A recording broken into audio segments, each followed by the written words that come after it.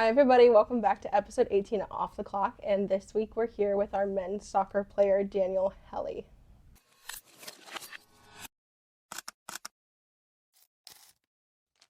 Hi guys.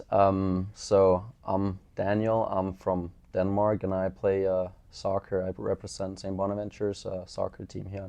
So as a kid, what first drew you to soccer? When I was just starting in school, when I was around 5, 6 years old, is really when all the other kids. I'm from Denmark, so all the other kids started playing soccer, and I don't think you can sort of go up to a Danish person and like if you ask them, they most definitely will tell you that they've played soccer, at some point in their life. So it's really the main sport in Denmark, and it sort of came natural, with the breaks and stuff during school. Like everyone went out to play, and so did I, and I've never really looked back since. And when I, sort of realized that it could become a bigger part of my life is 13, 14, when I started getting, a trial at a pro academy, and that's when I sort of figured like, yeah, I'm doing something right. Let me see if there's something more to this and whatnot. Was there a moment during a game or practice where you kind of knew?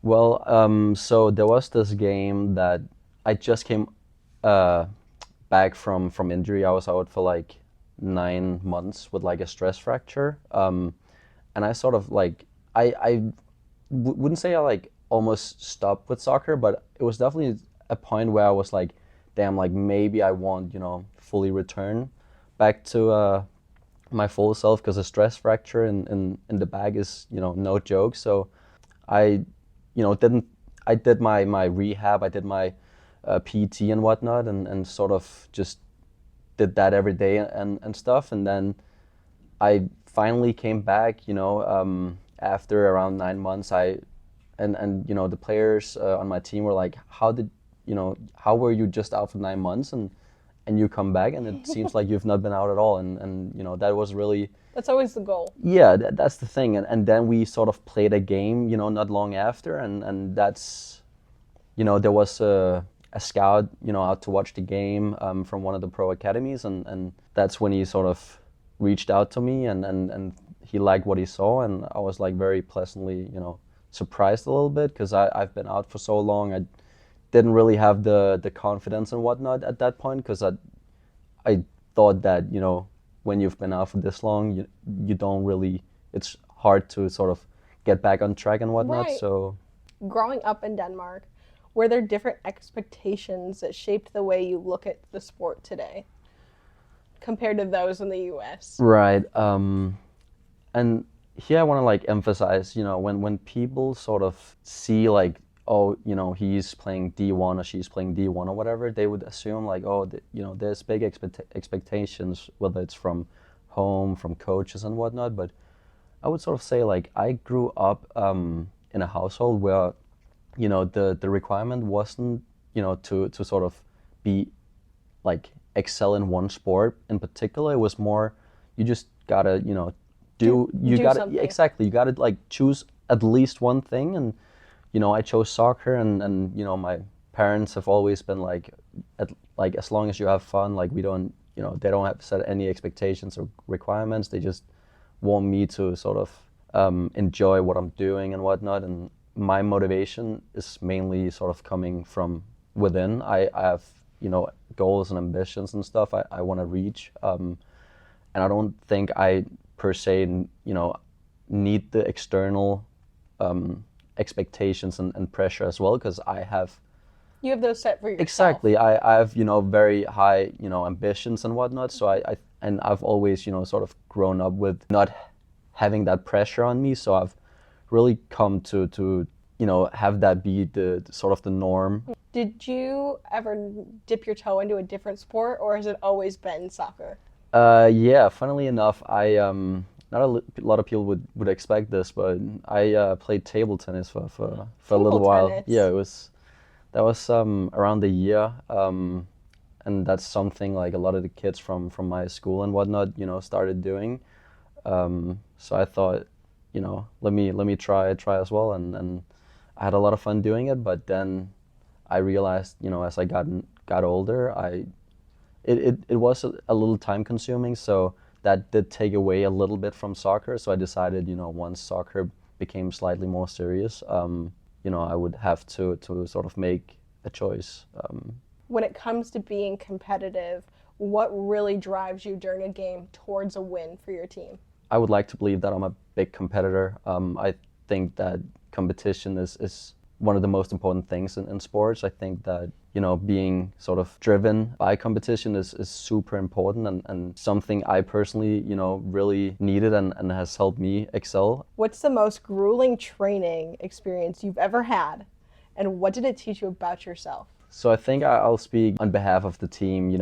With, as I said, the new coach, this is sort of his first spring with me, at least.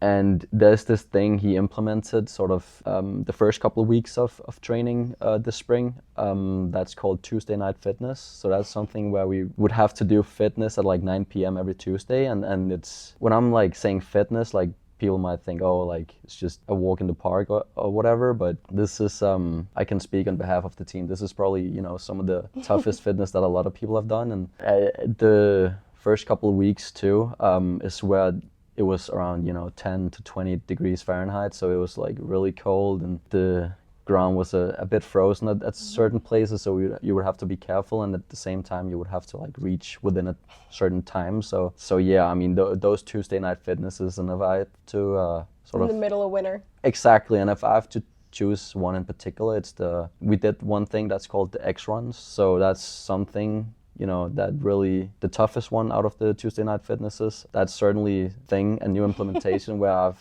personally been really pushed to my limits, and I think a lot of guys have sort of been pushed. So, our coach is also big on, us wanting to sort of be the fittest team, who, like, no matter who we play. So that's kind of his idea behind it, that we gotta, cover the most ground when we play and sort of run the most, because that would ideally mean that we build the momentum. Exactly, and essentially create opportunities and track back and make those runs that you normally maybe wouldn't do. So that's the idea behind it. I think it will certainly pay off. What has being a part of a close-knit team taught you about friendship and family? Yeah, so I mean, when I came from back home in Denmark, it was a completely different sort of environment as opposed to college here in America. I think that back home it was more, everyone sort of do their thing. Like, you don't really speak to anyone during the day because people are working, people are going to school at all sorts of different places. So it was like you have this club, you don't really have a college in that sense or anything like that. So it was just, you show up to training a couple times a week, and that's really the only opportunity you have to sort of see each other and interact and stuff. And here it's completely different, and that's something I didn't know what I expecting once I went to America initially, but doing the different team bonding activities and helped us essentially get closer and even these days, like when we have sort of less time to do team bonding activities, it was something we really did in preseason because we have a month of no school and whatnot. So right. We really, took an opportunity to do a lot of that over preseason. But now in the spring, when we have school and all these other things going on, we don't have as much as that. But that being said, we still get to see each other. I would say like pretty much everyone on the team, like daily, multiple times a day, like whether that's in the dining hall, in certain rooms around campus, courtside. We're a big fan of courtside. Can you share a story of a teammate or coach who really pushed you to grow? So I think, if it's hard to sort of choose one, but if I had to choose sort of a coach that kind of made me believe more in myself, it has to be a coach back home from Denmark. His name is Bertel. He was like, the thing about him, he wasn't so much like, there wasn't something out of this world when it came to like the coaching side of things. It wasn't like he did something that unheard of. He was more so like person behind the coach, and like how he would sort of make me believe in myself. He would call me the driving force of the team and stuff, and that's something that kind of stuck with me a little bit. That was at a point where I maybe, lacked a little bit of confidence, and he would like really sort of try and encourage me, and he saw something in me that maybe you didn't see in yourself. Exactly, and I think that really sort of helped me to then excel, because I had some of my best seasons in my youth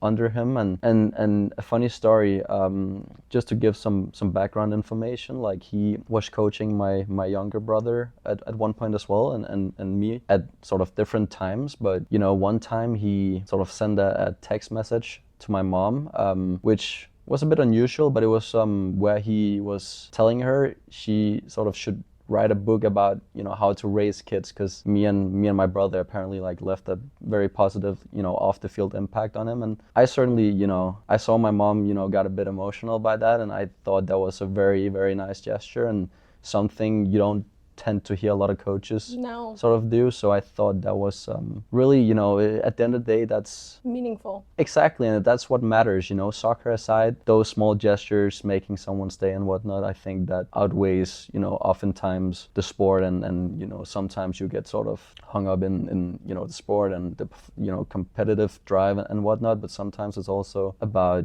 creating family. Exactly, and those sort of things. So I think that he was definitely one that stood out to me. That's got to be a very high compliment for a mother. That even when she's not watching you, her kids are still out making a positive impact. Yeah, I was also moved a little bit by that, certainly. What was the hardest part emotionally or culturally about moving to the U.S.? Yeah, so as I've said a couple of times, I'm from Denmark.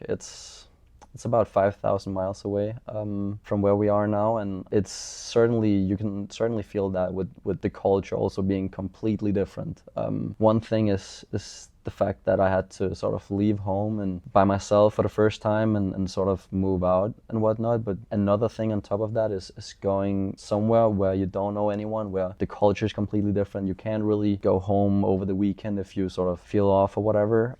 So you really was forced to grow up very fast, like really be able to stand on your own 2 feet and whatnot. And I thought that, I look back now and I think that, this is probably the best, decision I've ever made. A leap of faith. Exactly, and certainly from my personal growth and, development, I think that I've gotten so much out of going to America and learning about these different cultures and learning that how big the world really is, and instead of sort of living in the bubble that is everything I sort of knew at the time, back home in Denmark in a small town. And yeah, I think that I can't really put into words how big of a jump it has been, but I'm eternally grateful for the opportunity. And I think that, putting yourself in situations where you're not necessarily comfortable is one of the most important things that people can do, because that's really where our growth sort of kicks in, and taking risks, taking opportunities. I think that the beauty of life. During times where you felt homesick, being so far away from home,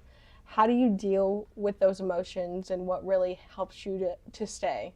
Right. Because I'm sure there's times where you just want to get on a plane. And, it's actually funny with me, because I probably go, I'm probably different than a lot of people when it comes to that. I know so many people that sort of get homesick, and even Danish people who have sort of been here at Bonaventure, I've spoken to them and they've talked about, like I miss home and whatnot. And for me, it's sort of different. I think that it's a multitude of things that does that I'm not super homesick in particular. I think that the fact that I'm enjoying my time here, I think that certainly helps. We are kept busy pretty much at all times with soccer and school and social life and all these things. So that certainly also plays a role in me not being super homesick. But I also think that as a person I'm very flexible, I would say, and adaptable to the situation I'm sort of put in. So I think that it wouldn't really matter. Like, don't get me wrong, I absolutely love my family. I have a great family and whatnot, and friends back home and those things. But I think that I'm super sort of, I want to say, like, I enjoy living in the moments and sort of thinking about the present rather than focusing on whether it's the past, whether it's the future. I think that that's the for me what really works. Who in your family has been your biggest supporter, and what reminds you of them? I think that my entire family, I would say, are like supporters in their own way, in certainly different ways. I have family that don't really know too much of soccer, don't know the rules, and I also have family that just wants me to sort of be happy and enjoy this rather than doing well in soccer. They just want me to sort of enjoy my time in America and be happy and whatnot. But I think that comes to soccer, my younger brother is one that I frequently speak to, and he is certainly someone that we sort of we are like only 3 years apart. He's 21, I'm 24, so we are slightly close in age, and he also plays soccer at a high level, and we really sort of hold each other, accountable. If we both have this thing called a Whoop Watch, where we track our sleep, our recovery, all those things, and if there's a day, we have a community, if there's a day that one of us is not getting adequate sleep, we are like, oh, like what's this about, like what?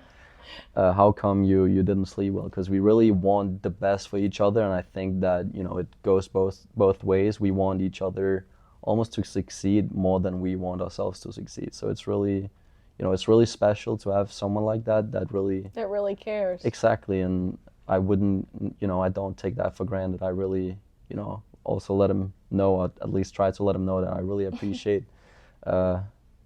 him for sort of helping me through my journey. What lesson from Danish culture do you carry with you here in America? I think that, as I said, the culture is super different. I think that... But is there something you really tried to bring back? Yeah, I think that in Denmark we are... I wouldn't...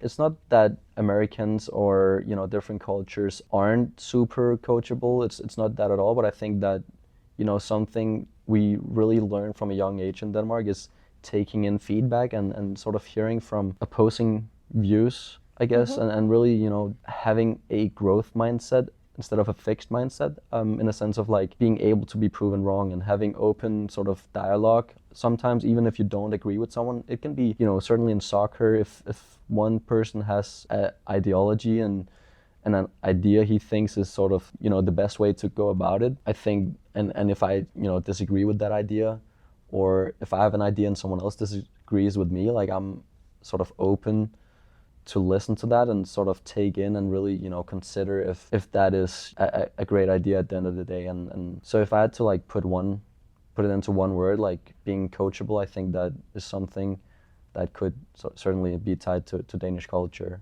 Being open-minded. Exactly. Have you ever pushed your physical limits in ways that surprised you? Yeah, so I sort of enjoy pushing myself because of the outcome that it brings. I think, to sort of name a few, I enjoy running 5Ks in particular, because I think that with 5Ks, I always sort of compete with my best time. So say I've run it in, 18 minutes or whatnot, like the next time I run it, I strive to get, 17:55 or 17:50. So you're competing with exactly, yourself. and I think that's the beautiful thing about, running, and for me it's the 5K that I really enjoy running, because I know, okay, like let me try and compete, with myself, because if I don't have, anyone running with me, I need to find alternative ways to sort of win and compete and try and better myself, and tend to see the progress too with your time and whatnot. So I think that is certainly something that makes me want to run it more and satisfies me. And outside of, running, I also enjoy lifting, and also am a big believer in sort of lifting till failure, until you can't anymore, because that's really where